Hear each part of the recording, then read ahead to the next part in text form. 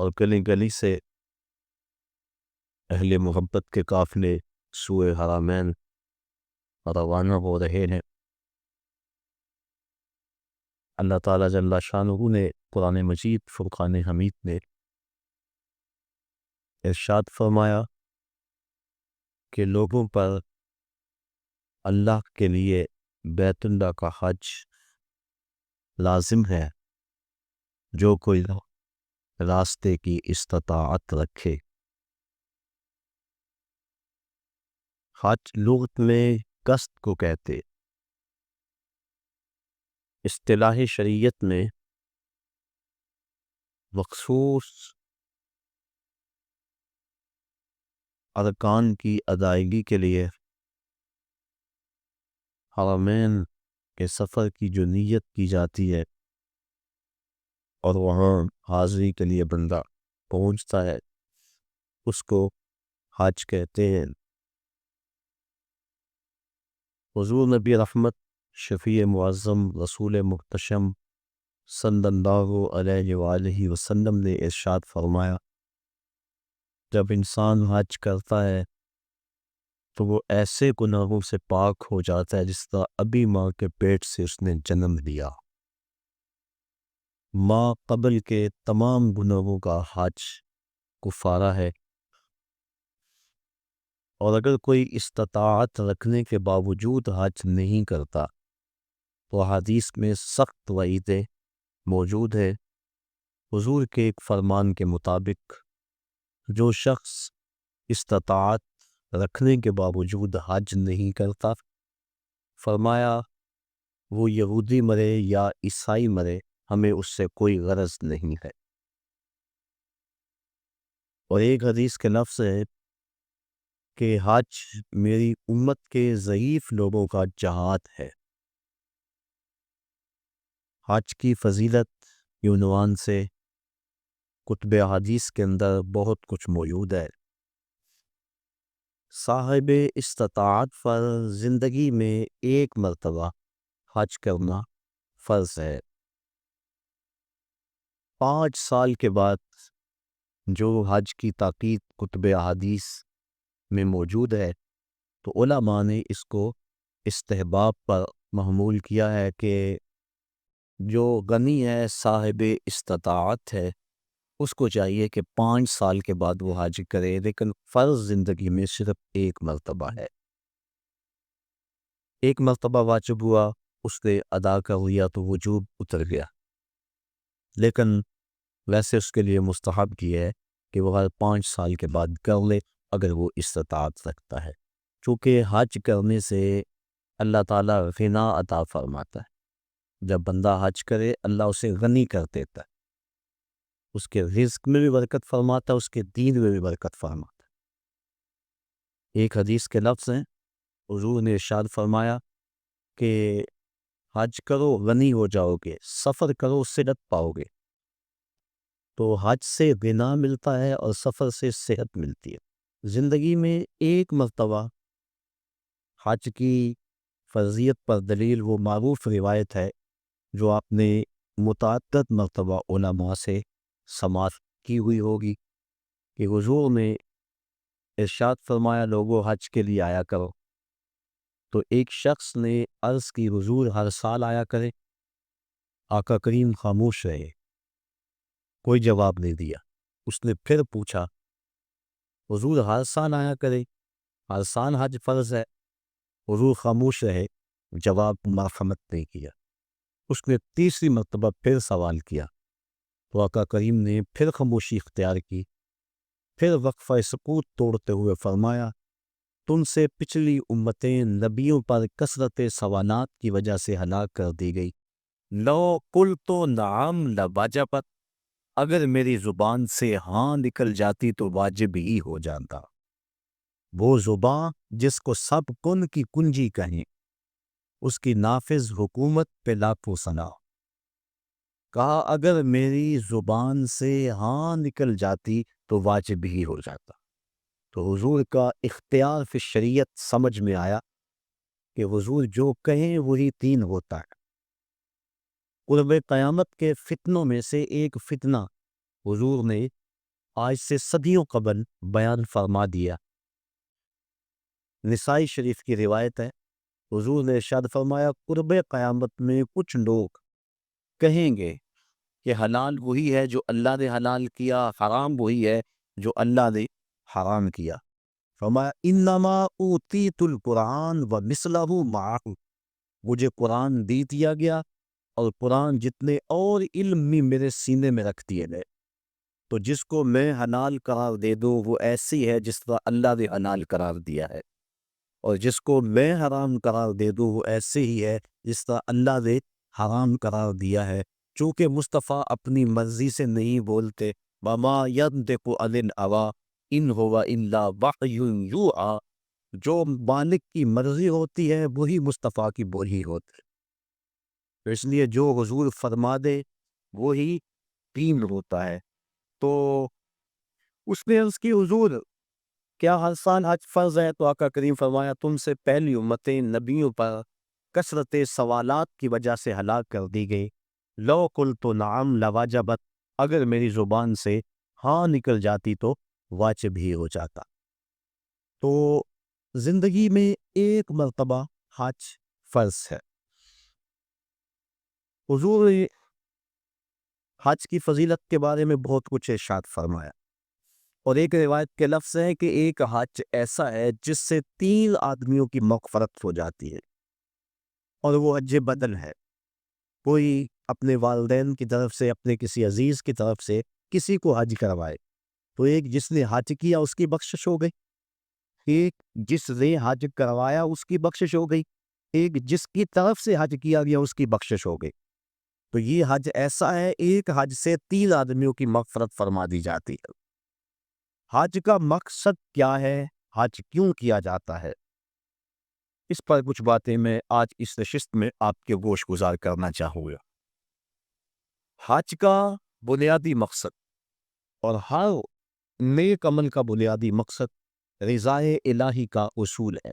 انسان جو بھی نیک عمل کرتا ہے، ہر نیک عمل کا مقصد اللہ کی رضا کو حاصل کرنا ہے۔ قرآن مجید میں ارشاد فرمایا گیا کہ تمہاری قربانی کا گوشت اور خون اللہ کو نہیں پہنچتا، بلکہ تمہارے دل کا وہ تقوی اللہ کو پہنچتا ہے جس کے لیے تم نے قربانی کی ہے۔ گوشت خود کھا لیتے ہو، خون گلیوں میں بہہ جاتا ہے، کھانے مدارس میں چلی جاتی ہیں، مختلف تنظیمات لے جاتی ہیں، تو اللہ کو کیا پہنچا؟ تو کہا تمہارے دل کا وہ تقوی ہے، جو خلوص و للہیت ہے، اللہ کی رضا جوئی کا جو جذبہ ہے وہ جذبہ اللہ کو پہنچتا ہے۔ تو ہر نیک عمل کی بنیاد اللہ کی رضا ہے، اور اگر اللہ کی رضا کے لیے کوئی عمل نہ کیا گیا تو وہ عمل نہیں ہے، نیک عمل نہیں ہے۔ اور صرف ریاکاری کو شرک اصغر کہا گیا ہے، ورنہ انسان جو نیکیاں کرتا ہے، اچھے کام کرتا ہے، کسی کو شرک نہیں کہا گیا، ریاکاری کو شرک اصغر کہا گیا ہے۔ جب اللہ کے علاوہ بندہ کسی اور کے لیے نیک عمل کرتا ہے تو وہ نیک عمل نہیں ہوتے، اس کو شرک اصغر کہا گیا۔ اور قیامت کے دن اللہ تعالیٰ جل شانہ ارشاد فرمائے گا کہ جن کے لیے تم نے یہ عمل کیے تھے ان سے اس کا اجر لے لو، میرے لیے تو تم نے کیے نہیں تھے، جن کے لیے کیے تھے ان سے ان کا اجر لو۔ تو اب کوئی وہاں اجر دینے کی صلاحیت بلا کیسے رکھتا ہوگا؟ تو جب بھی انسان نیک عمل کرے تو بنیادی فلسفہ یہ ہونا چاہیے کہ میں اللہ کی رضا کے لیے کر رہا ہوں۔ اور انما الاعمال بالنیات، یہاں بھی یہی مراد ہے کہ اعمال کا دار و مدار حسن نیت پر ہے، خلوص پر ہے۔ تو حج کا بھی باقی اعمال کی طرح پہلا بنیادی مقصد اللہ کی رضا کو حاصل کرنا ہے۔ حج کا دوسرا مقصد، حج مسلمانوں کا عالمی اجتماع ہے۔ اسلام نے ایک نظام دیا، محلے کی سطح پہ مسلمانوں کا اجتماع نماز باجماعت، علاقے کی سطح پہ مسلمانوں کا اجتماع جمعۃ المبارک ہے، شہر کی سطح پر مسلمانوں کا اجتماع عیدین ہے، اور عالمی اجتماع حج ہے۔ یہ ترتیب ہے اسلامی نظم کی اور اسلامی اجتماعیت کی۔ حج مسلمانوں کا عالمی اجتماع ہے، اور عرفات کی حاضری حج کے بنیادی اراکین میں سے ایک رکن ہے کہ چاہے چند لمحوں کے لیے عرفات میں آپ جائیں تو پھر حج ہوگا، اگر عرفات کی حاضری نہ ہو سکی تو حج ادا نہیں ہوگا۔ تو عرفات کے اندر یوم حج کو خطبہ دیا جاتا ہے جس کا سننا مسنون ہے۔ تو خطبہ حج کے اندر مسلمانوں کے عالمی اجتماع کو امام حج امیر حج کا منصب ہے کہ جو مسائل درپیش ہیں ان مسائل کی روشنی کے اندر ان کی رہنمائی کریں۔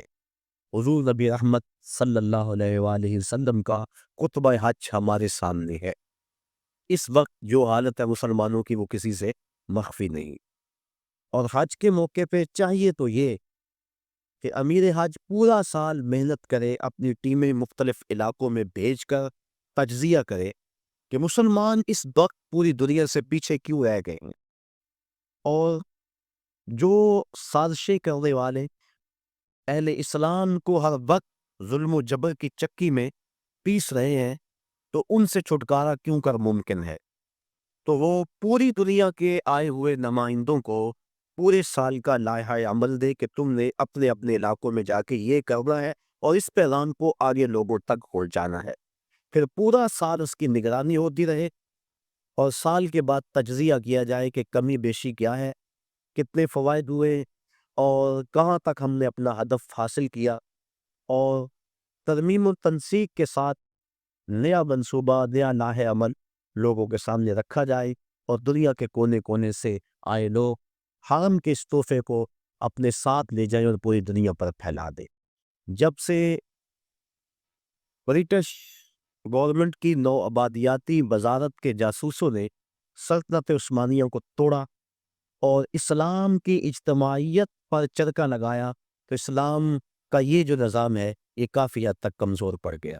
علامہ اقبال پھوٹ پھوٹ کے روئے تھے، دیگ مسجد میں شکست سے رشتہ تسبیح شیخ، اور بت کدے میں برہمن کی پختہ زناری بھی دیکھ، چاک کر دی ترک نادان خلافت کی قبا، سادگی مسلم کی دیکھ اوروں کی عیاری بھی دیکھ۔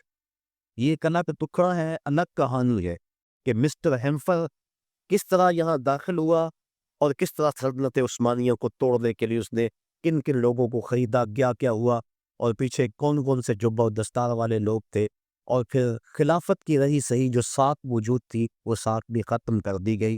ورنہ یہ حال اس وقت جو امہ کا ہو رہا ہے، اگر سلطنت عثمانیہ موجود ہوتی تو جو بھی حالت تھی کم از کم یہ حالت اس وقت امہ کی نہ ہوتی۔ تو یہ باقاعدہ منصوبہ بندی کے ساتھ ایسا کیا گیا، اور اس وقت ہم پوری دنیا میں 56 ملکوں میں اور مختلف گروہوں، زبانوں، نسلوں، فرقوں میں بٹے ہوئے ہیں، اور ہماری طاقت یکجا نہیں ہو پا رہی، اور اتنی کثرت کے باوجود ہمیں ویٹو کا حق بھی حاصل نہیں، اور دنیا میں جس کار مذلت میں ہم گرے ہیں العیاذ باللہ اسی کشتی کو ہے خوف تلاطم صد ہے منہ بوڑ دیے تھے جس نے بڑھتے ہوئے طوفانوں کے۔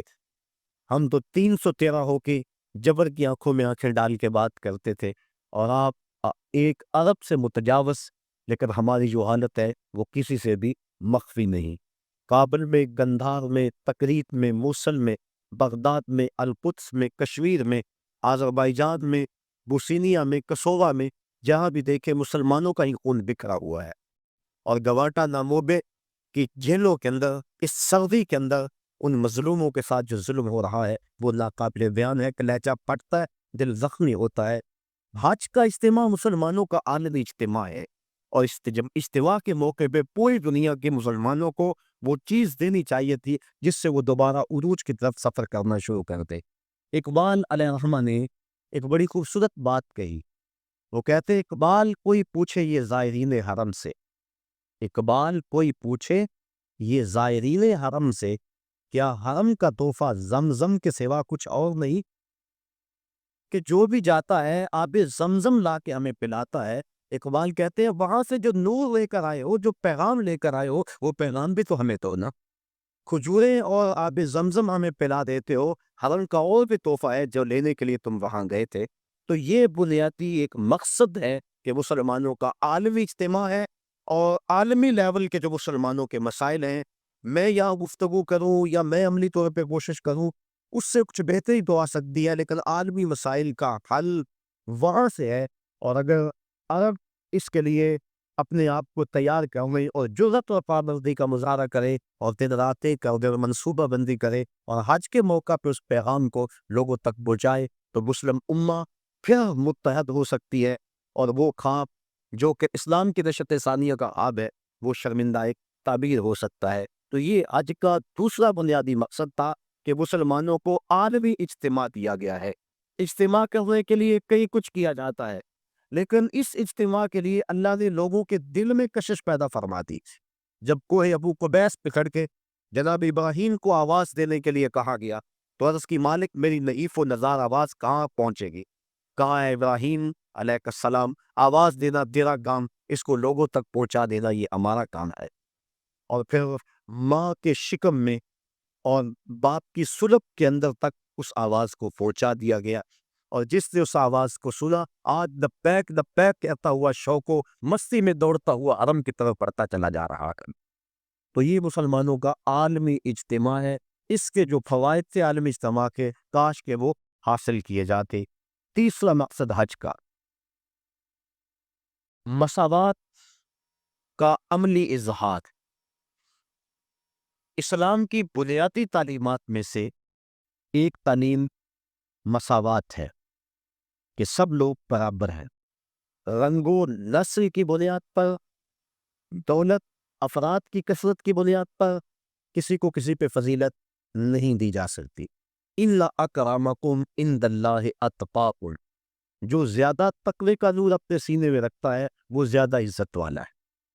یہ اسلام کا وہ بنیادی درس اور سبق ہے کہ جس سے شکستہ دل لوگ، درماندہ لوگ، غریب طبقہ، غلام لوگ اسلام کی طرف ان کا میلان ہوا اور کھچے چلے آئے، ان کو ان کے حقوق اسلام نے دیے۔ آج حقوق نسواں کے حوالے سے بات چل رہی ہے۔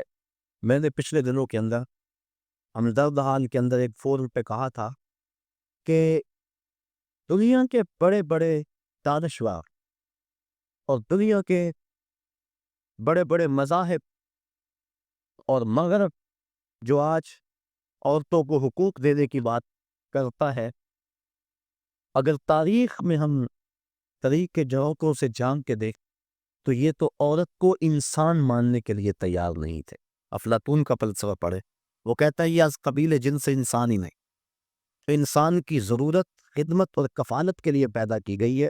ہم شکل بھی انسان کی ہے، انسان نہیں ہے۔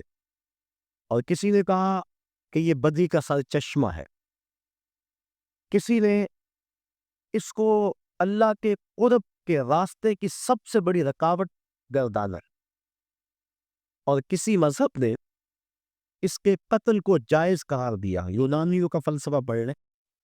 عیسائی دنیا آج جو دعوے کرتی ہے عورتوں کو حقوق دینے کی، 90,000 عورتوں کو عیسائی دنیا نے زندہ جلایا ہے۔ ان کی تاریخ بڑی شرمناک ہے۔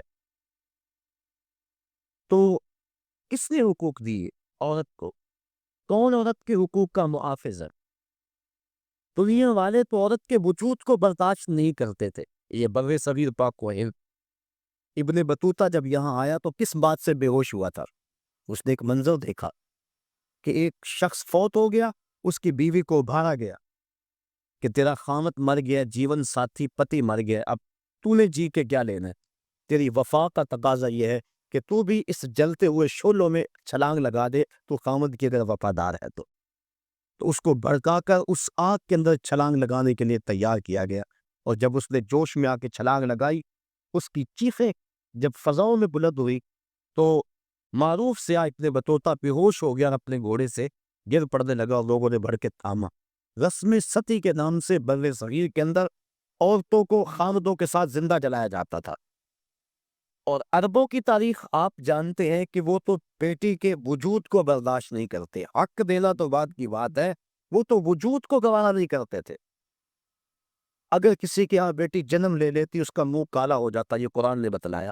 آبرو بچانے کا ایک ہی طریقہ کہ وہ بیٹی کو زندہ ترک کر دے، اگر ایسا نہیں کرتا تو معاشرے میں معزز نہیں سمجھا جاتا۔ اپنی بیٹی کے لیے آج میں اور آپ محبت بڑے جملے بولتے، بیٹی کے ہاتھ پیلے کرنے کے لیے پورا باپ اپنی جھکی ہوئی کمر پہ بوریاں لاد لاد کے مزدوری کرتا ہے، اور فیکٹری کے اندر بھائی اوور ٹائم لگا رہا ہے کہ میں نے اپنی بہن کے ہاتھ پیلے کرنے۔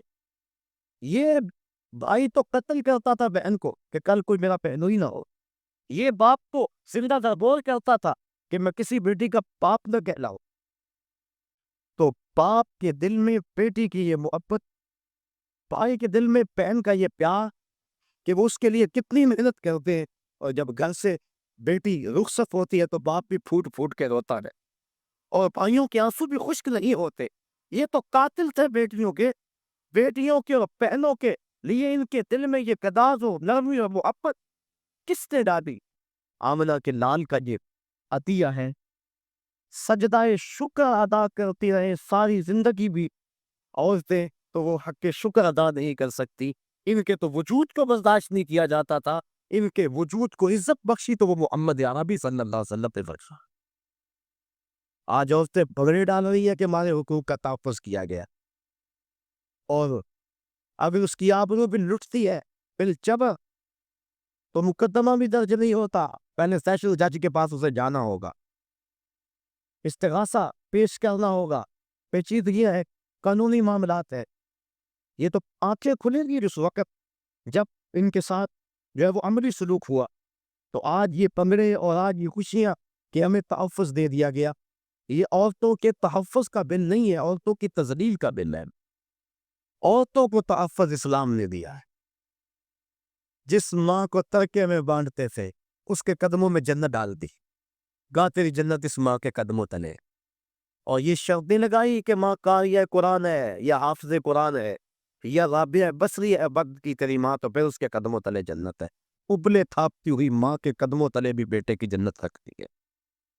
بہن کو عزت کی مستن پہ بٹھا دیا گیا، بیٹی کو باپ کے لیے دل کی دھڑکن بنا دیا گیا، آنکھوں کا نور اور چین بنا دیا گیا، گھر کی زینت بنا دی گئی، اور بیوی جس کو پاؤں کا جوتا خیال کیا جاتا تھا اس کو محبوبہ بنا کے خامد کے لیے محبتوں کے گوشے اس کے سینے کے اندر رکھے گئے۔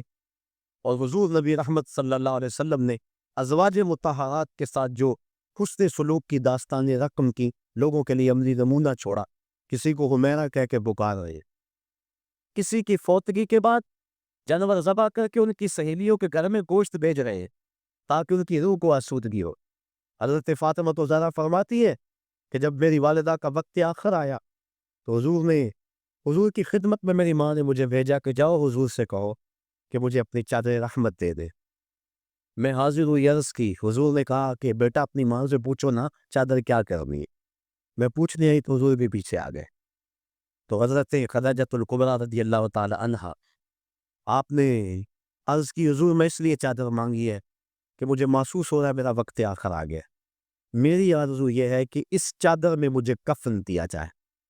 اب سنیے حضور کے لفظ، عورتوں کے حقوق کی بات کرنے والے اس بلندی پہ سوچ بھی نہیں سکتے۔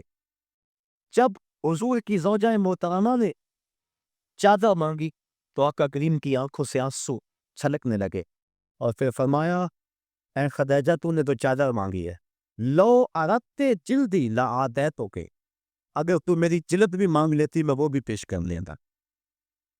یہ اسلام کے دیے ہوئے حق۔ اللہ اکبر۔ تو بات کر رہا تھا کہ اسلام نے کمزور طبقوں کو ان کے حق دیے، یہ ایک الگ مضمون ہے کہ غلاموں کو ان کے حق دیے، غریبوں کو حق دیے، یتیماں کو حق دیے، یہ الگ مضمون ہے۔ یہ چونکہ کرنٹ ایشو ہے اس وقت، اس پر میں نے تھوڑی سی بات آپ کے سامنے رکھی۔ تو اسلام نے کمزوروں کو، غریبوں کو بنیادی حق دیا کہ سب انسان برابر ہے، تقوی کی بنیاد پہ فضیلت ہے۔ جب فاران کی چوٹیوں سے نور اسلام چمکا اور گھر گھر اس کے اجالے ہوئے تو عرب کا سب سے کالے رنگ کا شخص جس کا نام تھا اسود، وہ حضور کی خدمت میں حاضر ہوا۔ کوئی شخص اس کو رنگت کی سیاہی کی وجہ سے کریم بٹھانے کے لیے تیار نہیں تھا۔ اس نے آ کے حضور کی خدمت میں عرض کی، حضور اگر میں اسلام لے آؤں تو مجھے کیا ملے گا؟ حضور نے فرمایا، جو ابو بکر و عمر کو ملا ہے وہی تمہیں ملے گا۔ جو حقوق و فرائض ان کے ہیں وہی حقوق و فرائض دینے والے ہیں۔ جس صف میں وہ کھڑے ہوتے اسی صف میں تو کھڑا ہوگا، اور اگر تو پہلے آ جائے اور وہ بعد میں آئے تو اگلی صف میں کھڑا ہوگا، وہ پچھلی صف میں کھڑے ہوں گے۔ اس نے کہا اگر اسلام یہ ہے تو میں تو پھر دل و جان سے اس دین کو قبول کرتا ہوں۔ حضرت اقبال مساوات کی بات کے اندر اسرار و رموز کے اندر لکھتے ہیں اسود از توحید احمر می شود، کہ اسود توحید کے فیضان سے احمر ہو جاتا ہے، گوری رنگت والوں کے کندھوں سے کندھا جوڑ کے وہ کھڑا ہوتا ہے۔ یہ اسلام کا دیا ہوا درس مساوات ہے کہ سب کو ایک صف میں کھڑا کر دیا گیا، اسلام کا درس ہے۔ حضرت بلال حبشی رضی اللہ تعالی عنہ اور حضرت ابو ذر غفاری رضی اللہ تعالیٰ عنہ کسی معاملے میں شکنجی ہو گئی، تو غصے میں آ کر جناب ابو ذر غفاری نے کہا کہ تو کالی ماں کا بیٹا ہے۔ بس دل ٹوٹ گیا، حضور کی خدمت میں آئے اور کہا کہ حضور حالت دیکھی، حضور میں کیا ماجرا ہے اس کی، حضور مجھے آج تانا ملا ہے کہ تو کالی ماں کا بیٹا ہے۔ آقا کریم غصے میں آ گئے، فرمایا جاؤ جا کے ابو ذر کو میرا پیغام دو کہ جن عورتوں کا دودھ میں نے پیا ہے ان میں سے ام ایمن ایک ایسی خاتون تھی جس کا رنگ گورا نہیں تھا، اور جا کے ابو ذر کو کہو جو تانا تجھے دیا ہے وہ اپنے نبی کو بھی آ کے دے۔ اور جب جناب بلال حبشی رضی اللہ تعالیٰ عنہ ان کے پاس گئے اور جا کے یہ بات کہی تو وہ زاروں کے تار رونے لگے اور اپنا جوتا اتار کے حضرت بلال حبشی کے ہاتھ میں دیا، کہا یہ میرے منہ پہ ملو جس سے میں نے یہ بات کہی ہے۔ تو دیکھیے یہ اسلام کا عمل مساوات ہے، اور اسلام کا درس مساوات ہے کہ اسلام نے سب کو ایک صف میں کھڑا کیا اور معیار تقویٰ رکھا، تقوی کی معیار پہ سب انسان جو ہے وہ ایک دوسرے سے فضیلت دے سکتے ہیں، ورنہ ایک دوسرے کے برابر ہے۔ تو اس اسلام کے درس مساوات کا عملی اظہار آج کے موقع پہ ہوتا ہے۔ غریب امیر، بادشاہ اور گدھا، کالا اور گورا، اجمی اور عربی سب ایک ہی لباس میں ہوتے ہیں، ایک ہی رکن ادا کر رہے ہوتے ہیں، اور ایک ہی تلبیہ سب کی زبان پہ ہوتا ہے۔ اور اگر کوئی شخص حج کے اس اجتماع میں جہاں درس مساوات دیا گیا وہاں سے آ کر دوبارہ اونچ نیچ اور تفریق میں مبتلا ہو تو سمجھو کہ اس نے حج کا نور حاصل نہیں کیا۔ اگر وہ یہاں پلٹ کے آ کے بھی اس تقسیم کی مخالفت حضور نے کی، اور خطبہ حجۃ الوداع کے موقع پہ حضور نے فرمایا کہ یہ جو کالے کورے اور عربی اجمی کی تقسیم ہے میں ان کو پاؤں تلے رونتا اور ان تفاخر کو ختم کرتا ہوں، ان اکرمکم عند اللہ اتقاکم۔ اب یہی درس ہمیں اپنی پوری عملی زندگی کے اندر یاد رکھنا چاہیے، مسجد میں بھی، گھر میں بھی، معاشرے میں بھی، ہر جگہ اس عمل کو یاد رکھنا چاہیے۔ ہم اگر جلسہ کروائیں، ہم اگر محافل منعقد کریں، ہم اگر عالم دین ہیں، ہم اگر شیخ طریقت ہیں، تو ہمیں ان بات کا ضرور خیال رکھنا چاہیے۔ کسی دور میں معزز وہ خیال کیا جاتا تھا جس کی اولاد زیادہ ہوتی تھی، تاریخ عرب پڑھے، اور اس وجہ سے 100 شادیاں کیا کرتے تھے۔ وہ اسلام نے 4 شادیوں کی حد بندی کر دی کیونکہ آدمی سے آگے حق نہیں ادا کر سکے، اور پھر دور بدلتا گیا۔ یہ جو موجودہ دور ہے اس دور میں عزت کا معیار کثرت دولت سمجھ لیا گیا ہے۔ ہمارے اشتہار دیکھ لیں، معززین شہر، اس کی فہرست پڑھیں تہجد گزار نہیں ملیں گے، اس کی فہرست پڑھیں تو تقوی کے اعلیٰ معیار پہ جو لوگ ہیں لیکن ہیں غریب وہ نہیں ملیں گے۔ دولت مند لوگ معززین شہر کہلاتے ہیں، اور بدقسمتی یہ ہے کہ ہم اپنی محافل کے اندر بھی ان کو ہی ترجیحی بنیادوں پہ آگے بٹھاتے ہیں کہ اس کے پاس دولت زیادہ ہے۔ یہ اسلام کا جو عملی درس ہے مساوات کا، یہ اس کا قتل عام اسٹیجوں پہ ہوتا ہے۔ پیر صاحب کے قریب بھی وہی ہوتا ہے جس کے پاس دولت زیادہ، اور جو غریب ہوتا ہے اس کو کہا جاتا ہے پیچھے بیٹھ جا اور 1.25 لاکھ مرتبہ یا قیوم پڑھا، اس کو وظیفے پہ لگا دیا جاتا ہے اور امیر اسٹیج کی زینت ہوتا ہے۔ رسول کریم کا نام سن کے جس کی آنکھوں سے آنسو چھلکتے ہیں اور حضور کی محبت میں جو تڑپتا ہے، سحری کے وقت اٹھ کے تہجد پڑھتا ہے اور پھر اشراق پڑھ کے مزدوری پہ چلا جاتا ہے، رزق حلال کماتا ہے، نمازوں کی کوتاہی نہیں کرتا، اپنی زبان کی حفاظت کرتا ہے، نظر کی حفاظت کرتا ہے، وہ تو جوتیوں پہ بیٹھے، اور جو اسمبلیوں کے اندر اسلامی حدوں کا مذاق اڑائے اور جس کے بارے روز ہم نماز میں کہہ چکے ہیں وَنَخْلَعُ وَنَتْرُكُ مَن يَفْجُرُ، اللہ جو تیرے حکموں کو توڑے گا ہم اس سے قطع تعلق کریں گے. اس کو ہم اسٹیج کی زینت بنائیں کہ یہ ایم پی اے صاحب ہے, یہ ایم این اے صاحب ہے, یہ دولت مند ہے, اس کے پاس دولت کے انبار موجود ہے. میں دولت سے نفی نہیں کر رہا, دولت عثمان ہو, دولت قارون نہ ہو, لیکن معیار اگر دولت ہوگا تو پھر غریبوں کا استحصال ہوگا, اور اسلام نے اس استحصالی نظام کے خلاف ہی تو جنگ کا اعلان کیا ہے. تو یہ مساوات کا درس حج کا درس ہے. اس بات کو اچھی طرح سے ذہن میں رکھا جائے اور اپنی عملی زندگی کے اندر ترجیح کس کو دی جائے؟ جو تقوی والا ہے. کبھی ایسا بھی ہو کہ ڈھونڈے ہمارے محلے میں سب سے زیادہ متقی کون ہے. آج مہمان خصوصی محفل نعت میں وہ ہوگا, بوڑھا ہے, کپڑے پھٹے ہیں, پیوند لگے ہوئے, جوتا ٹوٹا ہوا ہے, لیکن تہجد بھی پڑھتا ہے, اشراق بھی پڑھتا ہے, چاش بھی پڑھتا ہے, گمنام ہے, کوئی پوچھنے والا نہیں ہے, حضور کا نام سن کے آنکھیں چھلکتی ہے. ذرا وہ محفل نعت میں صدارت کی کرسی پہ بیٹھا اور لطف نہ آ جائے. لیکن بدقسمتی ہے, اور میں بات کہہ دیتا ہوں, اپنے بھی خفا مجھ سے ہے, بیگانے بھی ناخوش, کہ میں زہر حلاحل کو کبھی کہہ نہ سکا کند. بات وہی کہتا ہوں, سمجھتا ہوں جسے حق, میں ابلۂ مسجد ہوں, میں تہذیب کا فرزند. کبھی ایسا بھی ہوتا ہے کہ آج جو محفل نعت میں مہمان خصوصی ہے, کل وہ شراب خانے میں تھا, اور ہم اس کے لیے نہ کیا کیا زمین و آسمان کے کلابے بنا دیتے ہیں. خدا را یہ ظلم اللہ کے گھر میں نہ کرے, محافل نعت میں یہ ظلم نہ کرے, آستانوں پہ یہ ظلم نہ کرے. تقوی کو بنیاد بنائیں اور تقوی کو معیار ٹھہرائیں. تو جب تقوی کو معیار بنائیں گے تو دیکھنا کہ کس طرح تقوی میں دوڑ لگتی ہے. جب دین نے بھی عزت دولت سے ہے, دنیا نے بھی عزت دولت سے ہے, تو پھر کس کا جی چاہے گا کہ روکھی سوکھی کھائے اور حلال کی کمائے اور حرام کے قریب نہ جائے. جب پیر بھی عزت دولت کو دیتا ہے, مولوی بھی عزت دولت کو دیتا ہے, شیخ بھی دولت کو عزت دیتا ہے, معاشرہ بھی دولت کو عزت دیتا ہے, تو جہاں عزت ہو انسان وہاں لپکتا ہے. یہ فطرت ہے انسان کی. کبھی آپ نے دیکھا ہو بارش ہونا, پاؤں پھسل جائے اور بندہ گر پڑتا ہے, تو یہ بعد میں دیکھتا ہے کہ مجھے چوٹ لگی ہے یا کہ نہیں لگی, پہلے دیکھتا ہے مجھے کسی نے دیکھا تو نہیں. یہ فطرت ہے انسان کی, اسے اپنی عزت اپنی جان سے زیادہ عزیز ہے. تو جہاں عزت ملتی ہے وہاں پڑتا ہے. تو اگر اس کو یہ سبق دیا جائے کہ جس کے پاس دولت ہے اس کے پاس عزت ہے, تو دولت کی دوڑ لگے گی. اور اگر معاشرے میں علماء, مشائخ, ذمہ دار لوگ یہ شعور دیں گے کہ جس کے پاس تقوی کا نور زیادہ ہے وہ معذب ہے, تو دیکھنا مسجدوں کی رونقیں بڑھتی ہیں یا کہ نہیں بڑھتی. تو یہ اسلام کا عملی طرز ہے حج کے موقع پہ مساوات کا. حج کا چوتھا مقصد, یہ جو گفتگو ہے, یہ جو مضمون ہے, یہ تفصیل طلب ہے. اس حوالے سے بہت سے دکھڑے ہیں میرے سینے کے اندر, اور ہمارے معاشرے کے اندر جو کچھ ہے یہ آپ اس سے باخبر ہے اور میں بھی باخبر ہوں. انشاءاللہ زندگی رہی تو کبھی اس پر گفتگو کریں گے, لیکن اگر اب اس پہ میں بات کی تو پھر کافی وقت جو ہے وہ گزر جائے گا.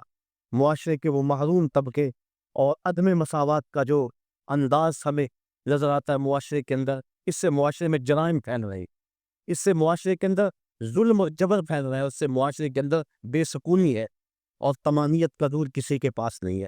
میں نے جمعۃ الوداع کے موقع پر کہا تھا کہ ایک طرف تو حال یہ ہوتا ہے کہ امیر کا بگڑا ہوا بچہ گولڈن سیب کا ایک کونا کاٹ کے دوسرا کتے کے آگے ڈال رہا ہوتا ہے, اور دوسری طرف عید کے دن بھی بیوہ کا یتیم بچہ چھاپڑی لگا کے آلو چھولے بیچ رہا ہوتا ہے.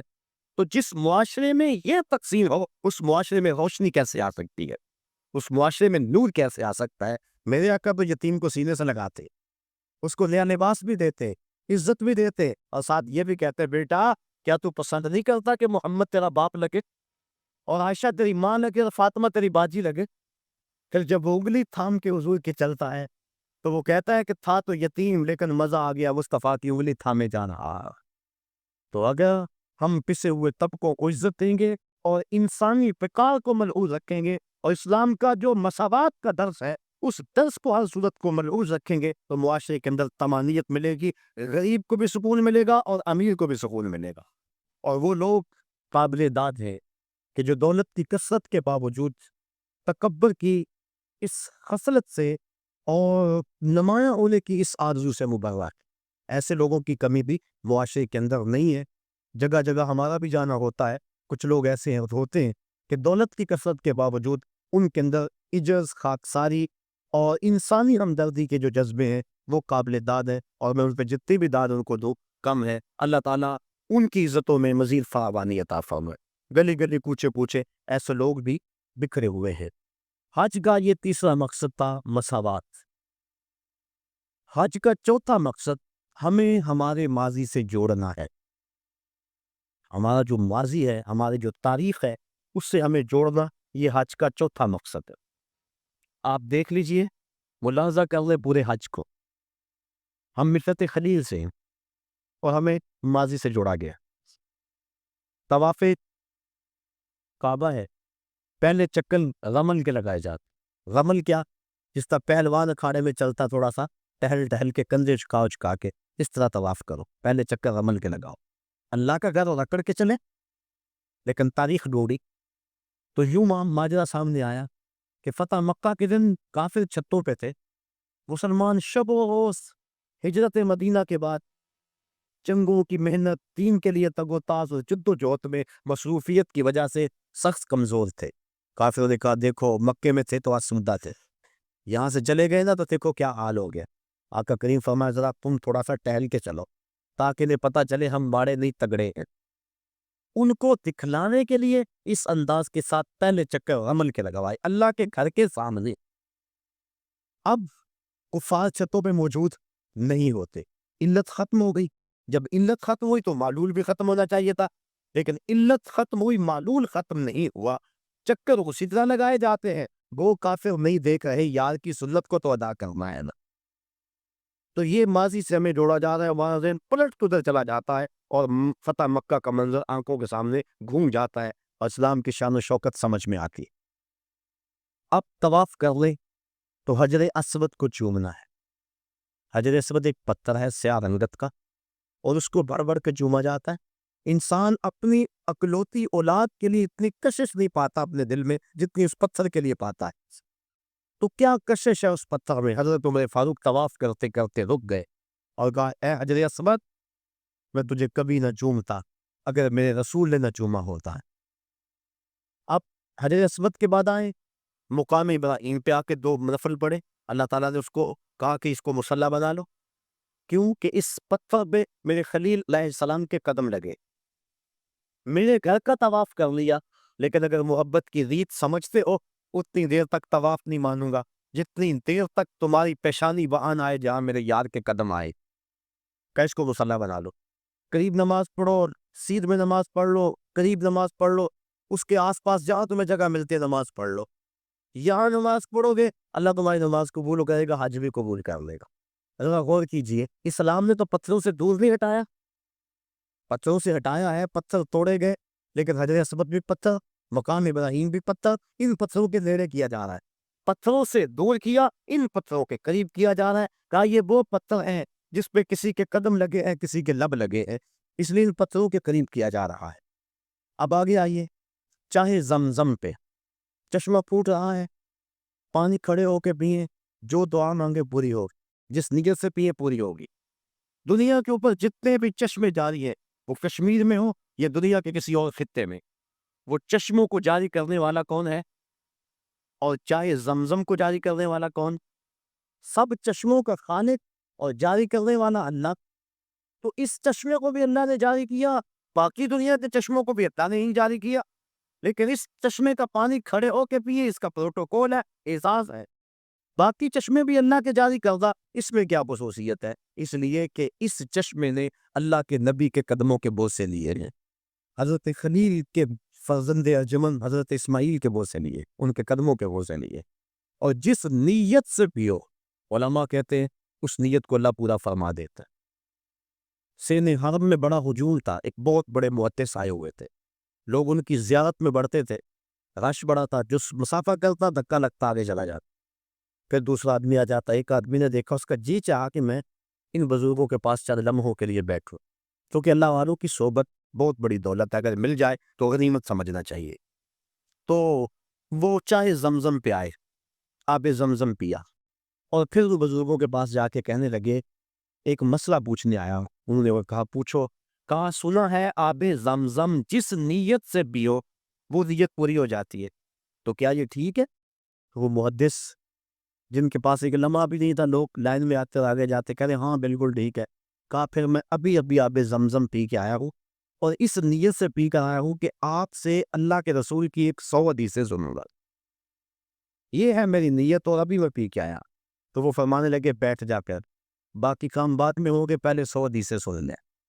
تو آب زمزم جس نیت سے پیا جائے وہ نیت پوری ہوتی ہے. کیا اعزاز ہے اس میں کہ اس نے اللہ کے نبی حضرت اسماعیل علیہ السلام کے قدم چومے. آگے آج صفا مروہ پہ میں یہ عرض کرنا چاہ رہا ہوں، آج کا مقصد ہے ہمیں ماضی سے جوڑا جا رہا ہے. صفا مروہ نصف میل کی دوڑ ہے اور 7 چکر میں 3.5 میل بن جاتے. حاجی تھکا ہوا ہوتا ہے لیکن اس کو یہاں حکم ہے دوڑنے، اور وہاں عجیب مستی میں لوگ دوڑ رہے ہیں، بچے بھی، بوڑھے بھی، جوان بھی، مرد و زن جن سے دوڑا نہیں جاتا وہ ریڈیو کے اندر ان کو ڈالا ہوا ہے، ان کو کھینچا جا رہا، وہ بھی دوڑ رہے ہیں. میلین اقدرین کے اندر تو جو ہے وہ عجیب سما ہوتا ہے، سروں کا سمندر نظر آتا ہے. دوڑنا بھی کوئی عبادت ہے؟ دوڑے جا رہے ہیں، مقصد کیا؟ حضرت حاجرہ تو اس لیے دوڑی تھی کہ ان کو بیٹے کے لیے پانی چاہیے تھا.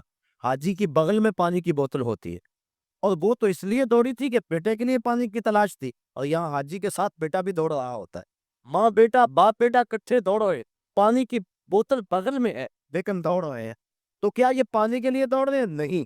بیٹے کے لیے دوڑ رہے ہیں؟ نہیں. یہ تو محبوب کی ادا کو ادا کر رہے ہیں. اور حضرت حاجرہ نے اس باتی عین ذی ذرا کے اندر جس طرح جرأت و استقامت کا ثبوت فراہم کیا، آپ نے علماء سے سنا، تفسیر کا وقت نہیں، کہ جب جناب خلیل علیہ السلام سیدہ حاجرہ کو چھوڑ کے واپس پلٹنے لگے تو یہ سال کا وقت تھا. تو حضرت حاجرہ بھر کے ان کا دامن تھام لیا.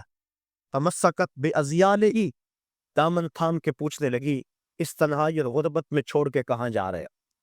وہاں انسانی وجود کیا، حیوانی وجود بھی نہیں تھا. مورخ اسلام فی جلندری اس جگہ کا نقشہ کھینچتے ہوئے لکھتا ہے وہ وادی جس میں وحشت بھی قدم رکھتی تھی ڈر ڈر کے، جہاں پھرتے تھے آوارہ تبیڑے باد سر سر کے، جہاں پر گھاس اگتی ہے، جہاں نہ پھول کھلتے ہیں، مگر وہ سرزمی ہے آسماں بھی جھک کے ملتے ہیں. وہی پہاڑوں میں دن کو ڈر لگے، عورت ذات اور معصوم بچہ گود میں، نہ پینے کے لیے کچھ ہے، نہ کھانے کے لیے کچھ، نہ کوئی ہمسائیگی. عورت کا وجود. حضرت حاجرہ کو حضرت ابراہیم علیہ السلام جب چھوڑ کے جانے لگے دامن تھام لیا، کہ اس تنہائی اور غربت میں چھوڑ کے کہاں جا رہے؟ کوئی جواب نہ دیا.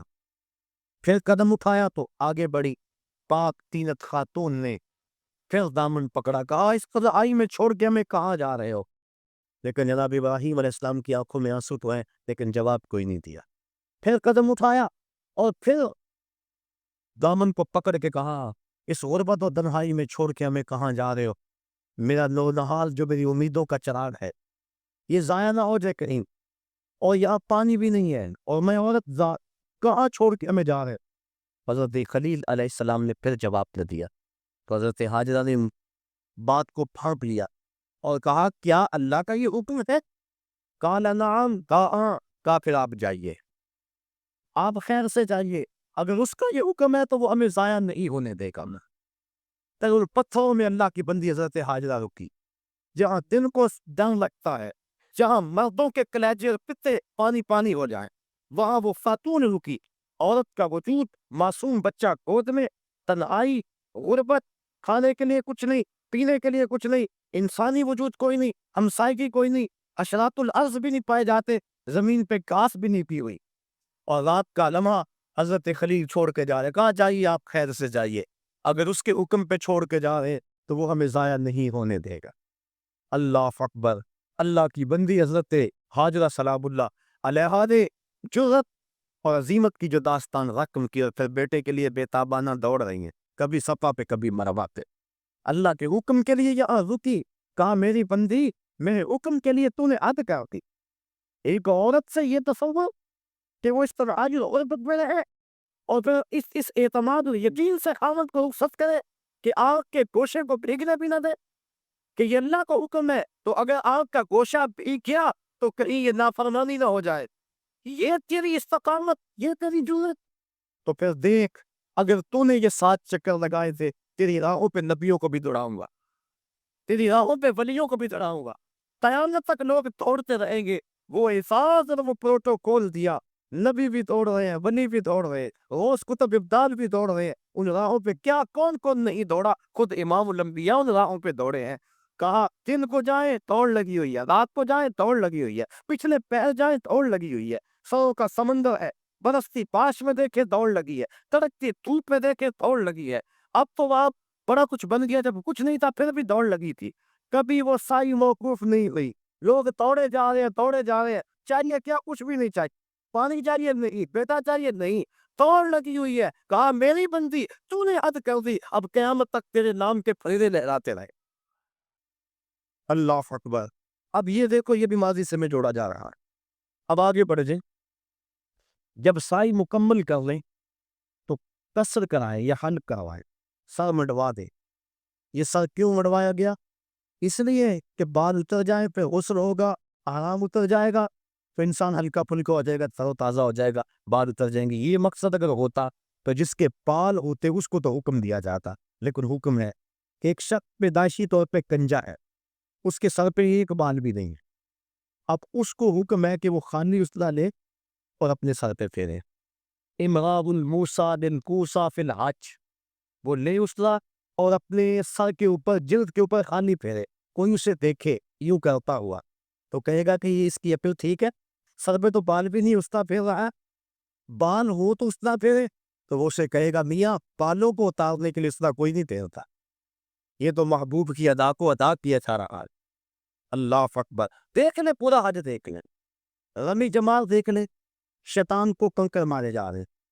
حضرت ابراہیم, حضرت اسماعیل علیہ السلام کو تو نظر آیا تھا شیطان, حاجی کو نظر آتا ہے؟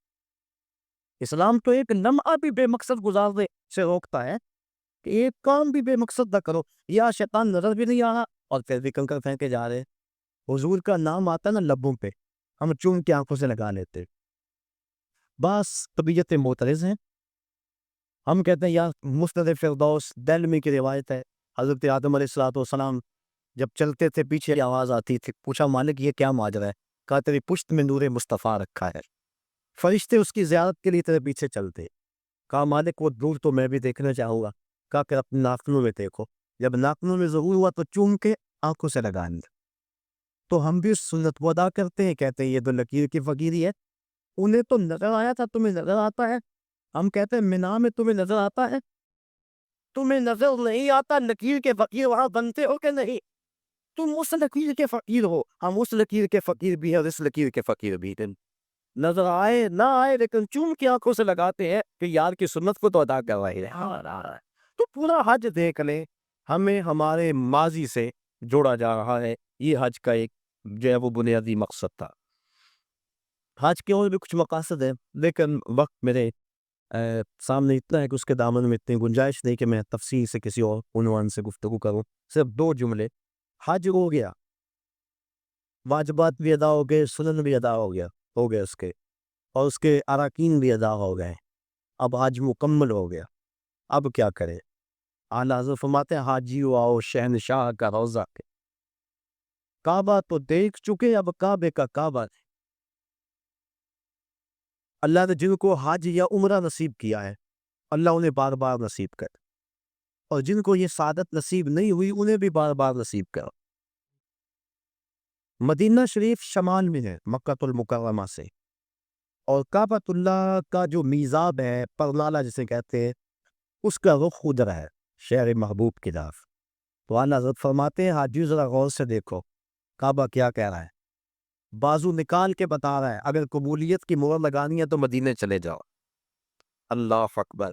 تو حضور علیہ السلام کے روزے پہ حاضری دینا قریب واجب ہے, علماء نے لکھا.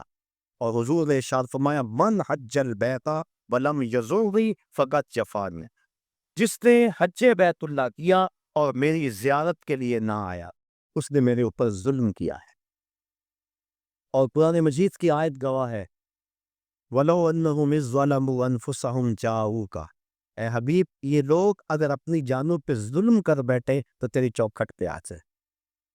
میرے شہر کا ایک شاعر ہے, اس نے اس کا ترجمہ کیا.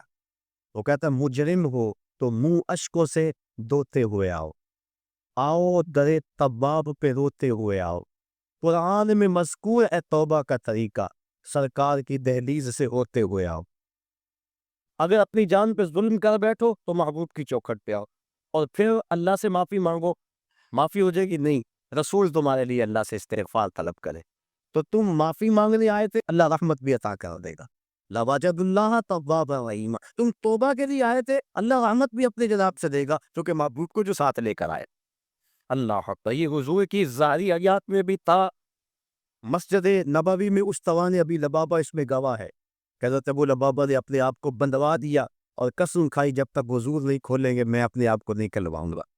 اور پھر جب آیت نازل ہوئی تو حضور کے غلاموں نے کہا بشارت ہو تیرے غلام معاف کر دیے گئے، رسیاں کھولنے لگے، کہا پیچھے ہٹ، جو حضور کھول لیں گے تو میں اپنے آپ کو کھلوا۔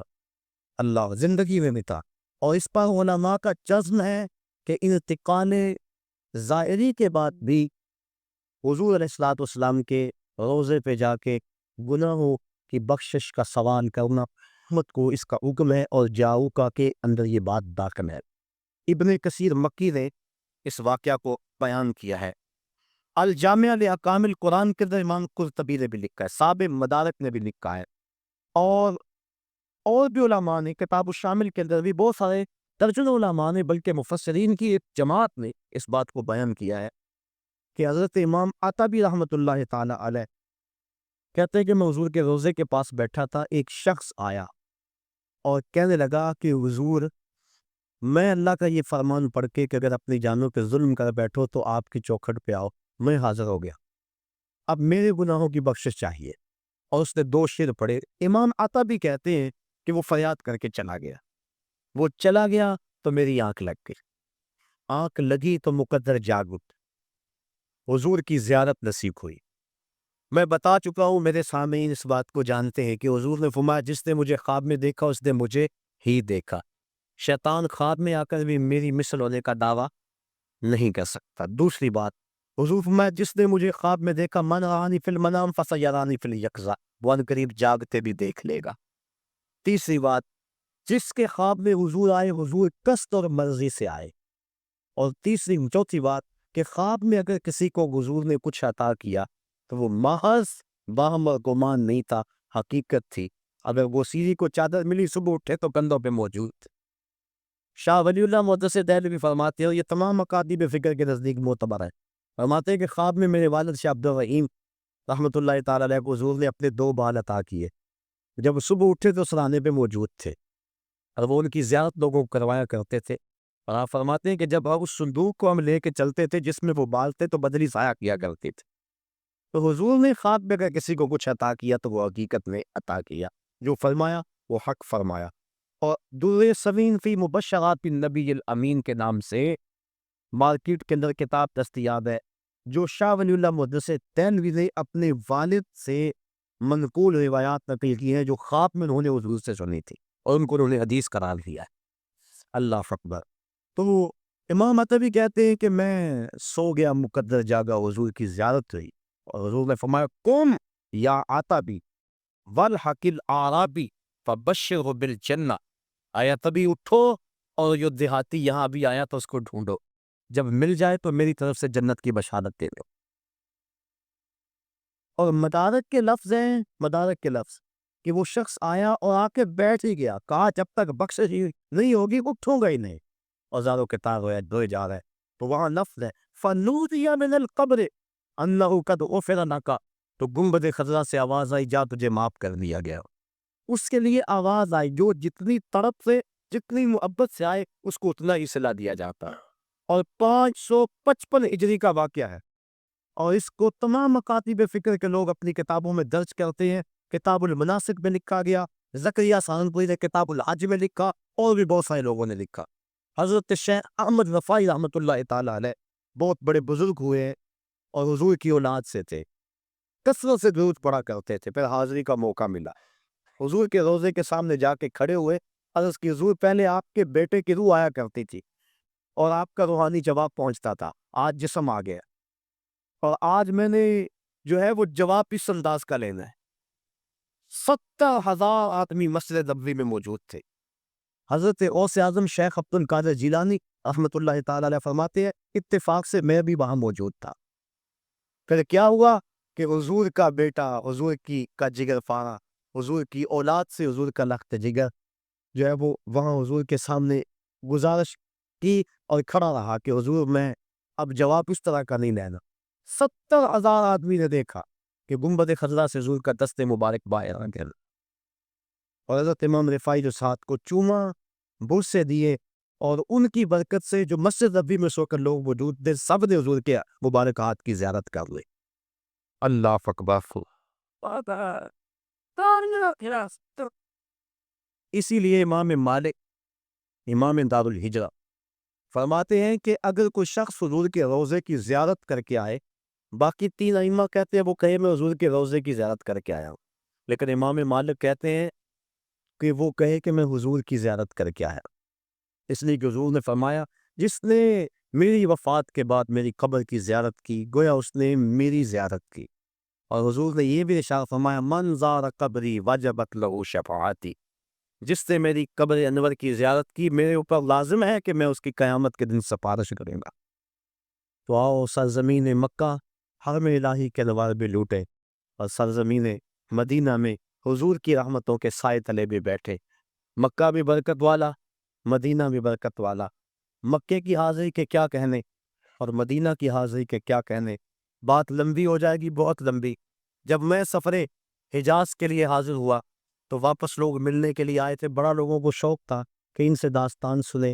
میں نے جگہ جگہ ان دنوں کے اندر تذکرے مدینہ شریف کے اور حرم الہی کے کیے، تو دوست آ بیٹھے، وقت تھوڑا تھا، میں نے کہا کہ یار مختصر کہانی نہ سنا دو، ایک تو لمبی کہانی ہے جو صدیوں پر پھیلی ہے، تو ختم نہیں ہو سکتی، ایک ایک لمحہ صدیوں پہ محیط ہوتا ہے، اور ایک کہانی 2 لفظوں میں سناؤ۔ انہوں نے کہا چلو وہ بھی سنا دو، تو میں نے کہا کعبۃ اللہ پہ پہلی نظر بڑی مشکل ہے، اور روضہ رسول پہ آخری نظر بڑی مشکل ہے۔